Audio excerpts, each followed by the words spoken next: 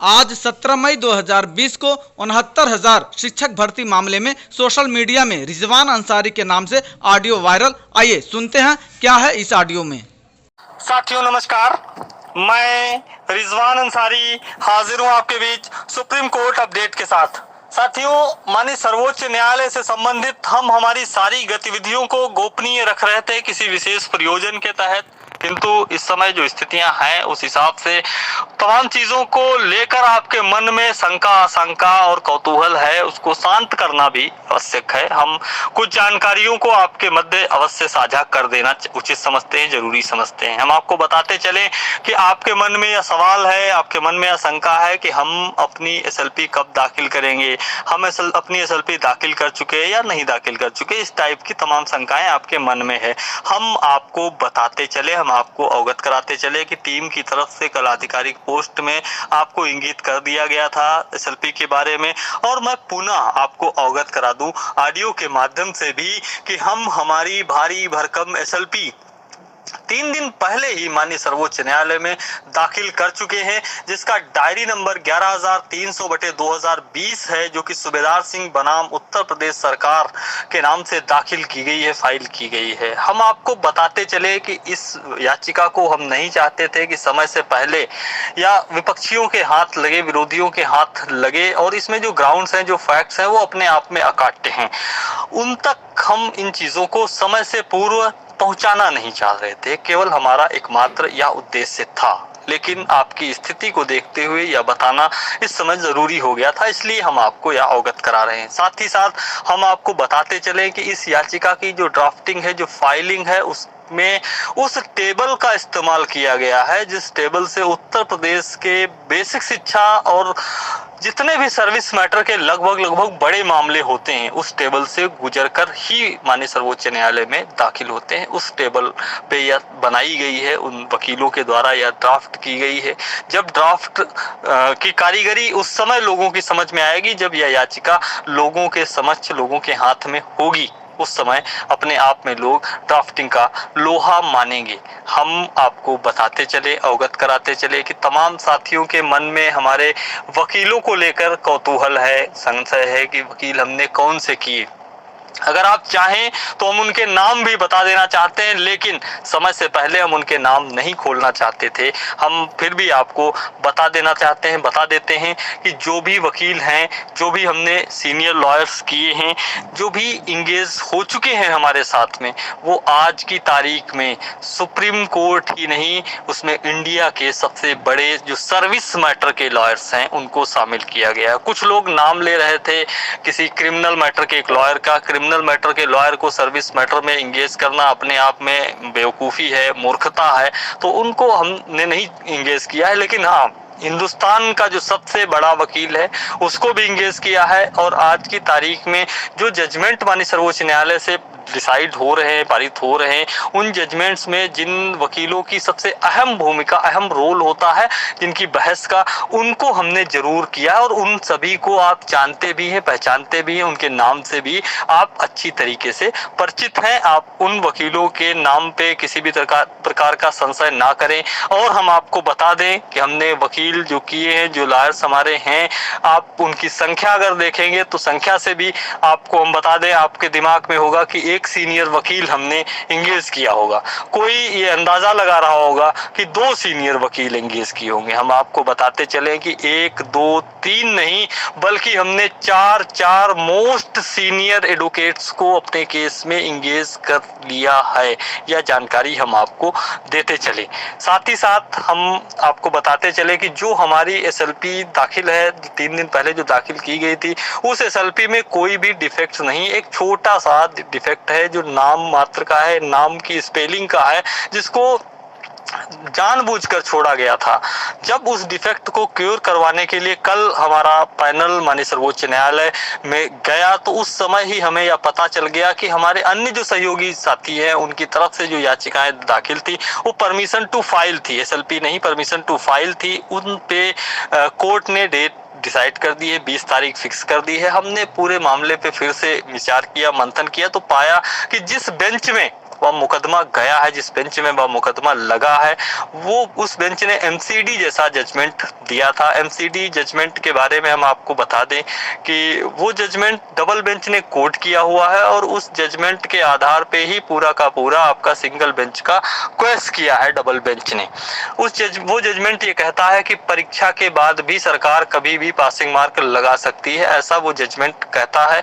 और हम जब यह जान चुके कि जिस बेंच ने या जिस बेंच के जज ने इस ऐसा जजमेंट पारित किया हो, तो उनकी मानसिकता का भी हम अंदाजा लगा सकते हैं कि एक बंधी बंधाई मानसिकता उनकी, चूंकि हम 1% का भी रिस्क नहीं चाहते, इस मामले में रिस्क नहीं लेना चाहते, 1% का भी रिस्क नहीं लेना चाहते, और हमारे पीछे के अनुभव हमें सिखाते हैं कि हमें किसी भी प्रकार का रिस्क नहीं लेना। अंतिम अवसर है, लास्ट मौका है, एक दिन देर से सही, लेकिन जो हो भला हो, अंत भला तो सब भला, ऐसी हमारी रणनीति है। जो हमारे वकीलों ने बताया, जो हमारे वकीलों ने हमें परामर्श दिया और कहा, उन्होंने सजेस्ट किया, आदेशित भी किया, निर्देशित भी किया कि इस मामले में, इस बेंच में हमारा सुनवाई करना कहीं ना कहीं आत्मघाती भी साबित हो सकता है, सिद्ध भी हो सकता है। आप इसे ऐसे समझ सकते हैं कि एक ग्लास में अगर दूध है और कोई आके आपको बोले कि उसमें एक बूंद जहर का मिला हुआ है, एक बूंद स्लो पॉइजन का मिला हुआ है,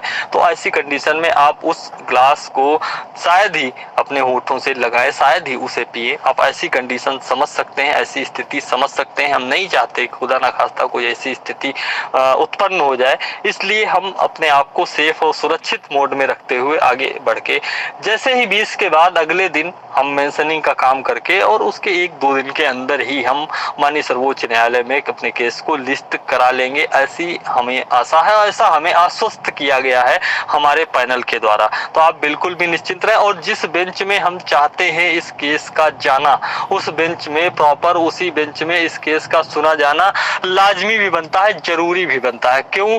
क्योंकि उसी बेंच ने आनंद यादव का जजमेंट दिया था, उसी बेंच ने भोला प्रसाद शुक्ला का जजमेंट दिया था, जिसको कोट करके डबल बेंच ने लिखा है, डिवीजन बेंच ने, कि एक नियत समय, एक टाइम बाउंड समय में आपको भर्ती प्रक्रिया संपन्न करनी होगी, माननीय सर्वोच्च न्यायालय के निर्देशन में जो टाइम बाउंड किया गया है भोला प्रसाद शुक्ला में। साथ ही साथ शिक्षा मित्र से संबंधित जितने भी मामले हैं अभी तक उसी बेंच ने सुना है, और शिक्षा मित्र से संबंधित सारी जानकारियां उस बेंच को हैं। आपको याद होगा, आपको अच्छी तरीके से ध्यान होगा, जब समायोजन का केस माननीय सर्वोच्च न्यायालय में चल रहा था, उस समय उसी बेंच ने यह बोला था जजमेंट देते समय 25 जुलाई 2017 में कि 2 अवसर दे रहे हैं, और जो लोग टेट कर लेंगे, जो लोग क्वालिफिकेशन अपनी पूरी कर लेंगे, उनको भर्ती प्रक्रिया का हिस्सा बनाए सरकार। ऐसा उस कोर्ट की मानसिकता थी कि जो योग्यता पूरी करते जाएंगे एनसीटी द्वारा, उस समय की जो निर्धारित योग्यताएं थी, कोई नई निर्धारित योग्यताएं निर्धारित करने के लिए उसने नहीं बोला था। जो उस समय निर्धारित योग्यता केवल टीटी थी, टीटी कर लेने के बाद उनको प्रॉपर एक भर्ती निकाल के 2 भर्तियों में समान अवसर दिया जाए, ऐसा उसने बोल भी रखा है पहले से। जिस समय हम कोर्ट के सामने या बताएंगे कि साहब हम वो लोग हैं, हम वो शिक्षा मित्र हैं जिनको आपने 25 जुलाई 2017 को बाहर किया था, हम वो लोग हैं जिनको आपने बोला था कि क्वालिफिकेशन पूरी करिए, हमने आपका सम्मान किया, आपके जजमेंट का पढ़ाई की, और हमने क्वालिफिकेशन अपनी कंप्लीट कर ली। उसके बाद एक परीक्षा लगाई गई, भर्ती परीक्षा।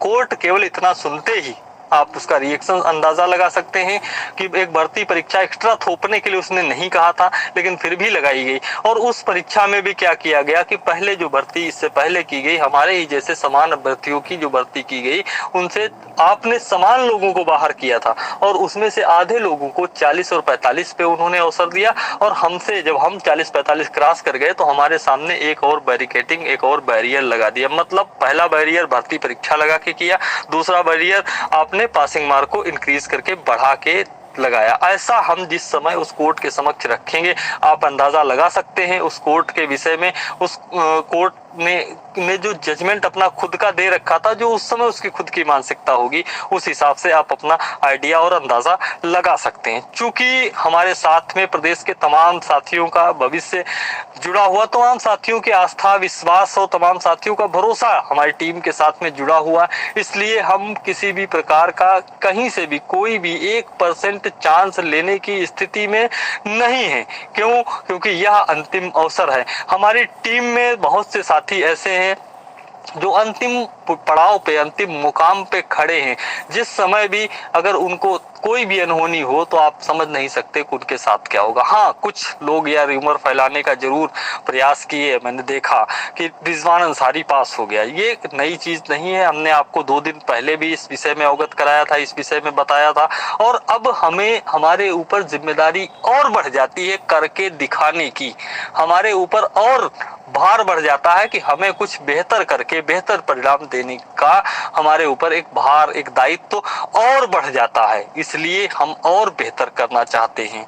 इसलिए हम अभी तक जो हमने किया है, हमारे हिसाब से सारी चीजें एक समयबद्ध तरीके से, पूरी प्रॉपर तरीके से की गई हैं, और जो हम आगे कर रहे हैं, जो हम आगे करने वाले हैं, वह भी पूरी प्रॉपर तरीके से हम करने वाले हैं। इस विषय में हमने एक पोस्ट भी कल डाल के अवगत करा दिया था कि हम 20 तारीख की सुनवाई में, चूंकि हम वो डिफेक्ट क्योर नहीं करवा रहे हैं और 20 तारीख की सुनवाई में हम वहां पे नहीं रहेंगे, हमारी याचिका वहां पे नहीं लिस्ट होगी, और उसके अगले दिन या उसके अगले दिन, 2 दिन के अंदर, 3 दिन के अंदर हमारी याचिका लिस्ट हो जाएगी। 2 दिन का हम इंतजार करने को तैयार हैं, लेकिन किसी अनहोनी से बचा जाए, ऐसा भी हम सोचते हैं। ऐसा भी 1% को ही मान लेते हैं कि कोई अनहोनी अगर ऐसी हो जाती है, जैसा कि हमारे लॉयर्स के द्वारा हमें बताया गया है, जिस प्रकार से चीजों को हम नहीं आपके समक्ष रख नहीं सकते हैं, लेकिन जो जानकारियां हमें हमारे तक दी गई है, उस हिसाब से हमारा एक हिसाब से आप कह सकते हैं कि डरना स्वाभाविक है। और समय अब दिखाता है आपको कि आप पीछे से आपने सीख ली है, पीछे से जो हमने सीख ली है, उस हिसाब से आगे काम करना हमारा स्वाभाविक है। हम उसी हिसाब से अपनी कार्यप्रणाली बढ़ा रहे हैं। हम आपको या फिर से पुनः अवगत कराते चले, आगे बताते चले कि हमारे ऊपर, हमारी टीम के ऊपर किसी भी प्रकार के जो आरोप प्रत्यारोप जैसा एक माहौल फिर से खड़ा करने का प्रयास किया जा रहा है, जो डबल बेंच में देखा था, वो कहीं ना कहीं हितकर नहीं होगा, कहीं ना कहीं सही नहीं होगा हम सबके भविष्य के लिए, क्योंकि अंततः लक्ष्य सभी का एक है, अल्टीमेटली लक्ष्य सभी का एक है। अगर कल को 20 को कुछ 19-20 होता है, तो ऐसी स्थिति में हमारे पास चीजें बची रहे, हमारे पास कुछ हथियार बचे रहे, जिसको हम 2 दिन के बाद संभाल ले जाके, ऐसी हमारी सोच है, ऐसी हमारी मानसिकता है। यदि किसी को लगता है कि यह मानसिकता गलत है, तो मैं ये मानता हूँ, मेरा ये सोचना है कि उन्हें फिर से विचार करना चाहिए, पूरे के पूरे मामले पे फिर से गौर करना चाहिए। हमने किसी को भी किसी भी तरीके से कमेंट करने का प्रयत्न नहीं किया है, और हम उम्मीद करते हैं, हम आशा करते हैं कि इस बार डबल बेंच का इतिहास नहीं दोहराया जाएगा और हमारे ऊपर किसी भी प्रकार के कमेंट से बचा जाएगा। यदि कमेंट किया जाएगा, यदि कोई इस प्रकार के कमेंट्स आएंगे, तो जाहिर सी बात है हमें मजबूर होना पड़ेगा। इस बार हम मजबूर हो गए उन कमेंट्स का उत्तर भी देने का काम अगर करेंगे, तो जो कि हम नहीं चाहते। क्यों? क्योंकि उसमें आम शिक्षा मित्र का नुकसान है, और जो आगे होता है, जिस पे भार होता है, वो उन तमाम चीजों को दरकिनार करते हुए आगे बढ़ता है।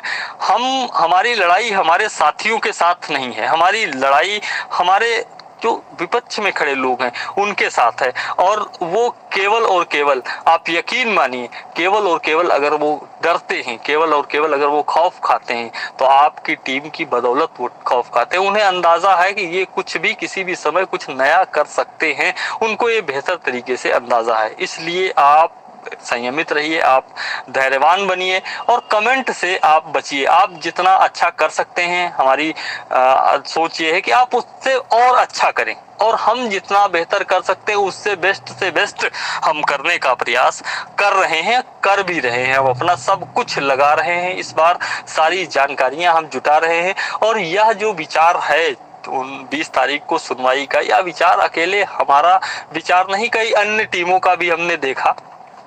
कई अन्य जो टीमें हैं जो माननीय सर्वोच्च न्यायालय में दाखिल हैं, उन्होंने भी ऐसा, उनके वकीलों ने भी ऐसा उनको बताया है, चाहे वो मिशन सुप्रीम कोर्ट हो, चाहे और जो 2-3 टीमें हैं वो टीमें हो, उन्होंने भी ऐसा, उनकी पोस्ट से देखने को मिला कि उन्होंने भी ऐसा ऐलान किया है कि वो 20 तारीख की सुनवाई से अपने आप को अलग रख के अगले दिन अपना केस लिस्ट करवाने की वो प्लानिंग कर रहे हैं। साथ ही साथ हम आपको एक चीज और अवगत कराते चले, बताते चले कि हमने आपको शुरू में बताया था कि हम 2 प्लान पे काम कर रहे हैं, प्लान ए और B. Plan A Supreme Court है, प्लान बी कुछ दूसरा था।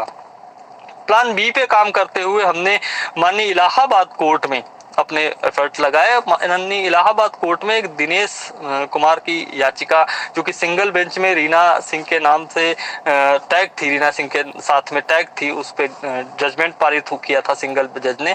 और जब डिवीजन बेंच में सरकार वहां पे गई तो वहां पे केवल और केवल रीना सिंह को पार्टी बनाया गया और उस याचिका को, दिनेश की याचिका को पार्टी नहीं बनाया उन्होंने। हमने दिनेश और उनके जो लॉयर्स हैं उनसे कांटेक्ट किया, उनकी जो भी पेमेंट था वो पेमेंट हमने दिया, कुछ कागज जो भी जरूरी थे वो हमने पूरा अपने तरीके से, हमारी टीम ने पूरा हैंडल किया। और वहां पे एक एप्लीकेशन हमने माननीय चीफ जस्टिस इलाहाबाद को मूव की ऑनलाइन और उनसे ये रिक्वेस्ट की कि साहब हमें सिंगल बेंच ने जजमेंट दिया है, सिंगल के बाद हमारे ऊपर कोई फैसला नहीं है और यहाँ पे डिवीजन पर भी कोई फैसला नहीं, फैसला कुछ भी आए, उन्होंने बोला था कि जो लखनऊ में आएगा वही हम यहाँ फॉलो कर लेंगे, लेकिन आपको कोई भी प्रोसेस बढ़ाने से पहले फैसला तो देना ही होगा। अगर वो बंदा आगे चैलेंज करना चाहता है, जब आप उसे जजमेंट ही नहीं देंगे और प्रोसेस को आगे बढ़ा देंगे तो वो चैलेंज कैसे करेगा।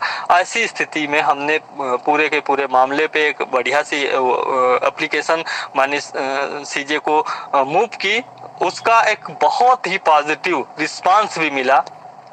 सीजे ने उसे एक्सेप्ट कर दिया, अलाउ कर दिया और जल्द ही उस पर डेट आपकी फिक्स हो जाएगी। कल शायद वो डेट भी फिक्स हो जाए सुनवाई के लिए।